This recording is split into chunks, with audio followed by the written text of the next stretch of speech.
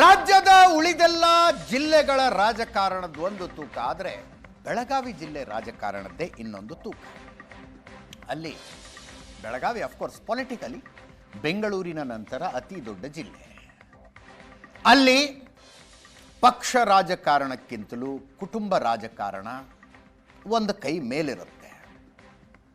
ಬೆಳಗಾವಿಯಲ್ಲಿ ಕೇವಲ ವಿಧಾನಸಭೆ ಚುನಾವಣೆ, ವಿಧಾನ ಪರಿಷತ್ ಚುನಾವಣೆ, ಲೋಕಸಭಾ ಚುನಾವಣೆ ಅಷ್ಟೇ ಅಲ್ಲ, ಸ್ಥಳೀಯ ಸಂಸ್ಥೆಗಳಿಗೆ, ಸ್ಥಳೀಯ ಸಹಕಾರ ಸಂಘಗಳಿಗೆ ನಡೆಯುವ ಚುನಾವಣೆಗಳು ಭಯಂಕರ ಜಿದ್ದಾಜಿದ್ದಿಂದಾಗಿರ್ತವೆ. ಅಲ್ಲಿ ಪ್ರತಿ ಚುನಾವಣೆಯಲ್ಲಿ ಸರ್ವಸ್ವವನ್ನು ಪಣಕ್ಕಿಟ್ಟು ಕಣಕ್ಕಿಳಿದಿದ್ದಾರೇನೋ ಅನ್ನುವಷ್ಟು ಹೋರಾಡ್ತಾರೆ. ಈಗ ನೋಡಿ, ಮತ್ತೊಂದು ಚುನಾವಣೆ, ಹುಕ್ಕೇರಿ ವಿದ್ಯುತ್ ಸಂಘದ ಚುನಾವಣೆ ವಿಪರೀತ ಸುದ್ದಿಯಲ್ಲಿತ್ತು. ಜಾರಕಿಹೊಳಿ ಬ್ರದರ್ಸ್ ವರ್ಸಸ್ ಕತ್ತಿ ಫ್ಯಾಮಿಲಿ ಜಿದ್ದಿನ ಹಣಾಹಣಿಯಾಗಿತ್ತು. ಕತ್ತಿ ಫ್ಯಾಮಿಲಿ ಗೆಲುವಿನ ಪತಾಕೆ ಹಾರಿಸಿದೆ. ಸಾಹುಕಾರ್ ಫ್ಯಾಮಿಲಿಯ ನಾಗಾಲೋಟಕ್ಕೆ ಬ್ರೇಕ್ ಹಾಕುವ ರೀತಿಯಲ್ಲಿ ಕತ್ತಿ ಬೆಂಬಲಿಗರು ಗೆಲುವಿನ ಧ್ವಜ ಹಾರಿಸಿದ್ದಾರೆ. ಹುಕ್ಕೇರಿ ವಿದ್ಯುತ್ ಸಹಕಾರ ಸಂಘ ಇನ್ನೆಲ್ಲಾದ್ರೂ ಈ ಚುನಾವಣೆ ನಡೆದಿದ್ರೆ ಸ್ಥಳೀಯ ಪತ್ರಿಕೆಗಳಲ್ಲಾದ್ರೂ ಎಷ್ಟರ ಮಟ್ಟಿಗೆ ಸುದ್ದಿ ಆಗ್ತಿತ್ತೋ ಇಲ್ವೋ ಗೊತ್ತಿಲ್ಲ. ಆದರೆ ಬೆಳಗಾವಿಯಲ್ಲಿ ನಡೀತಿದೆ, ಮೇನ್ ಸ್ಟ್ರೀಮ್ ಮೀಡಿಯಾದಲ್ಲಿ ಸುದ್ದಿ.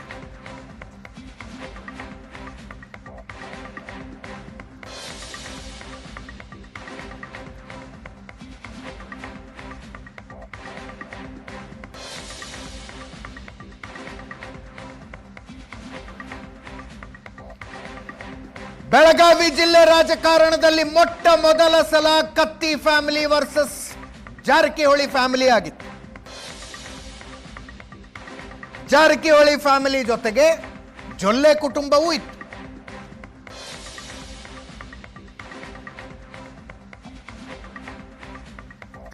ಹುಕ್ಕೇರಿ ವಿದ್ಯುತ್ ಸಹಕಾರ ಸಂಘದ ಚುನಾವಣೆ ಕತ್ತಿ ಫ್ಯಾಮಿಲಿ ಬೆಂಬಲಿಗರು ಕ್ಲೀನ್ ಸ್ವೀಪ್ ಮಾಡಿದ್ದಾರೆ. 15ಕ್ಕೆ 15 ಕ್ಷೇತ್ರಗಳಲ್ಲಿ 15ಕ್ಕೆ 15 ಸ್ಥಾನಗಳಲ್ಲಿ ಗೆದ್ದಿದ್ದಾರೆ.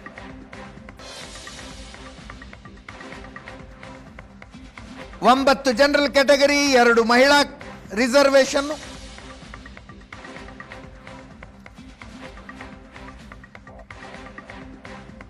ಅಲ್ಪಸಂಖ್ಯಾತ ಅಭ್ಯರ್ಥಿ ಇದ್ರು, ಎಸ್ಸಿ ಮತ್ತು ಎಸ್ಟಿ ಅಭ್ಯರ್ಥಿಗಳು ಪ್ರತಿಯೊಬ್ಬರು ಕೂಡ ಕತ್ತಿ ಕುಟುಂಬ ಬೆಂಬಲಿತರೇ ಗೆದ್ದಿದ್ದಾರೆ. 15ಕ್ಕೆ 15 ಕ್ಲೀನ್ ಸ್ವೀಪ್.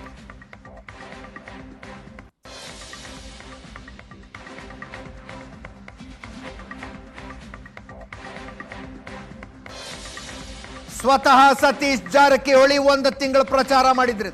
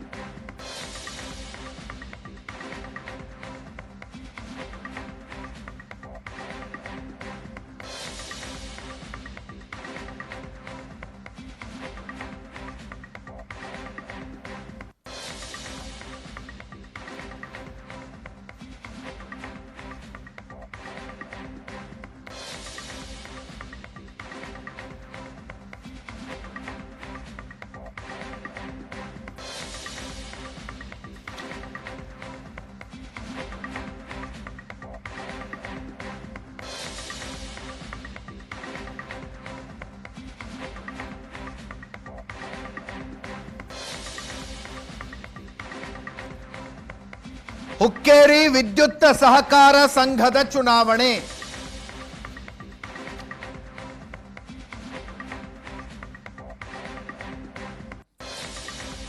ನೆನಪಿರಲಿ. ಇದೇ ರೀತಿ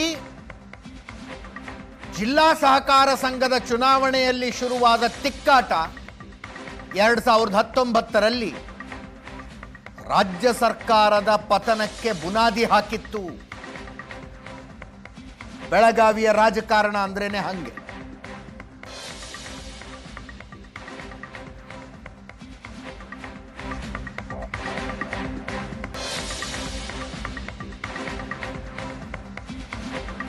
ಹುಕ್ಕೇರಿಯಲ್ಲಿ ಕತ್ತಿ ಫ್ಯಾಮಿಲಿ ವರ್ಸಸ್ ಜೊಲ್ಲೆ ಫ್ಯಾಮಿಲಿ ಇತ್ತು.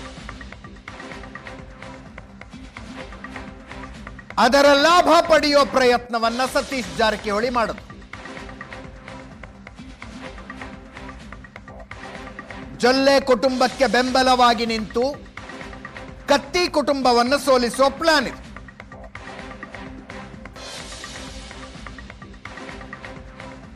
ಅದು ಕೈಗೂಡಲಿಲ್ಲ.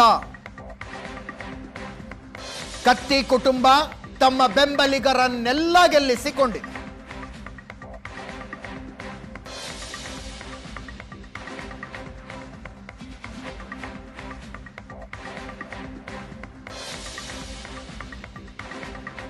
ಉಮೇಶ್ ಕತ್ತಿ ಅವರ ನಿಧನದ ನಂತರ ಮೊಟ್ಟ ಮೊದಲ ಸಲ ಈ ಚುನಾವಣೆ ನಡೆದದ್ದು. ಮೊದಲಿಂದಲೂ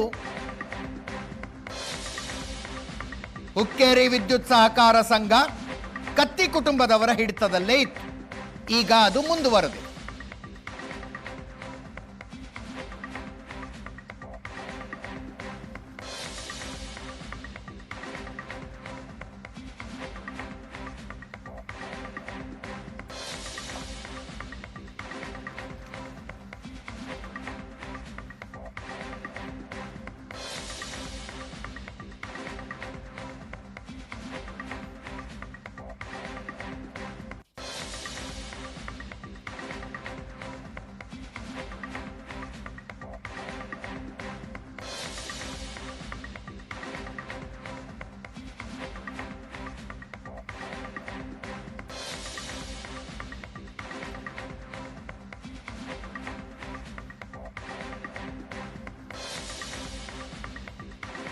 ಈ ಗೆಲುವಿನ ಸಂಭ್ರಮದಲ್ಲಿದ್ದ ಕತ್ತಿ ಕುಟುಂಬದ ಬೆಂಬಲಿಗರ ಕಲ್ಲು ತೂರಾಟ ಮಾಡಿದ್ದಾರೆ.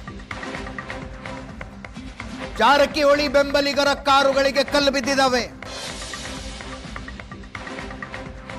ಹುಕ್ಕೇರಿಯ ಬಾಪೂಜಿ ಶಿಕ್ಷಣ ಸಂಸ್ಥೆಯ ಎದುರು ಈ ಘಟನೆ. ಸೋಲು ಖಚಿತವಾಗ್ತಾ ಇದ್ದಂತೆ ತೆರಳ್ತಾ ಇದ್ರು, ಅವರು ಹೊರಡ್ತಾ ಇದ್ರು. ಅವರ ಕಾರುಗಳಿಗೆ ಕಲ್ಲು ಬೀಸಲಾಗಿದೆ.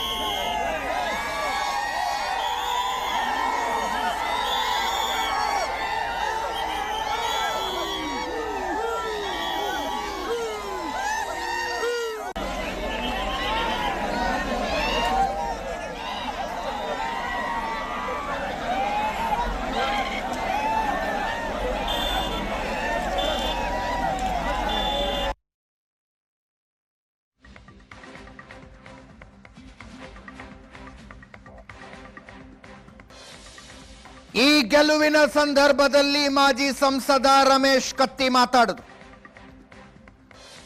ನಮ್ಮ ಕ್ಷೇತ್ರಕ್ಕೆ ಅವರು ಬಂದಿದ್ದಾರೆ, ನಾವು ಅವ್ರ ಕ್ಷೇತ್ರಕ್ಕೆ ಹೋಗ್ತೀವಿ ಅಂತ.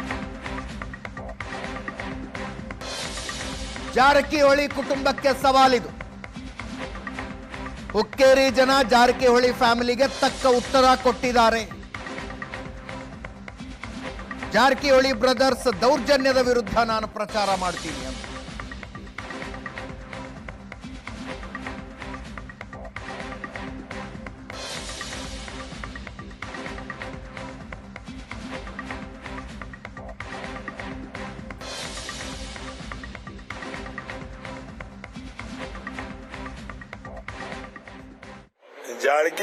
ಜಾರಕಿಹೊಳಿ ಅವರು ಇವತ್ತು ಸೋಲಿಕ್ಕೆ ಮುಖ್ಯವಾಗಿರ್ತಕ್ಕಂಥ ಕಾರಣ ಜೊಲ್ಲೆ ಅವರಂತ ನಾನು ಸ್ಪಷ್ಟವಾಗಿ ಹೇಳ್ತಾ ಇದ್ದೀನಿ. ಯಾಕಂದ್ರೆ MP ಎಲೆಕ್ಷನ್ ಶೇಡ ಅದು ಜೊಲ್ಲೆ ಅವ್ರ ತಲೆಯಲ್ಲಿತ್ತು.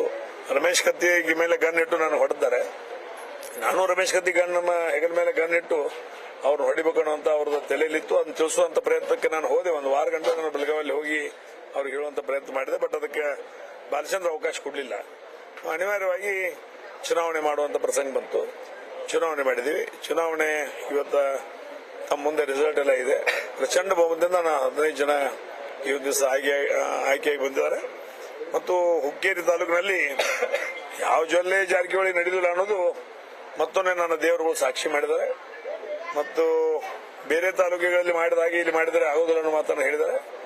ಇದರ ಒಂದು ಪರಿಸ್ಥಿತಿ ಬರುವಂತ ದಿನಮಾನಗಳಲ್ಲಿ ನಾನು ಸಹಿತ ಯಾರು ನನ್ನದೇ ಆಗಿರ್ತಕ್ಕಂಥ ಸಹಕಾರಿ ಕ್ಷೇತ್ರ ಅನುಭವ ತಗೊಳ್ಳೋದ್ರ ಮುಖಾಂತರ ಜಿಲ್ಲೆಯನ್ನು ಸುತ್ತಾಡಿ ರೈತರನ್ನ, ವ್ಯಾಪಾರಿಗಳನ್ನ, ಮಧ್ಯಮ ವರ್ಗದವ್ರನ್ನ, ಕೆಳವರ್ಗದವ್ರನ್ನ ಜಾತ್ಯತೀತವಾಗಿರ್ತಕ್ಕಂಥ ಒಂದು ವ್ಯವಸ್ಥೆಯಲ್ಲಿ ನನ್ನ ಜಿಲ್ಲೆಯನ್ನು ಬದುಕ್ತೀನಿ ಅನ್ನುವಂಥ ವಿಶ್ವಾಸ ನನಗಿದೆ. ಆ ನಿಟ್ಟಿನಲ್ಲಿ ನಾವು ಮುಂದೆ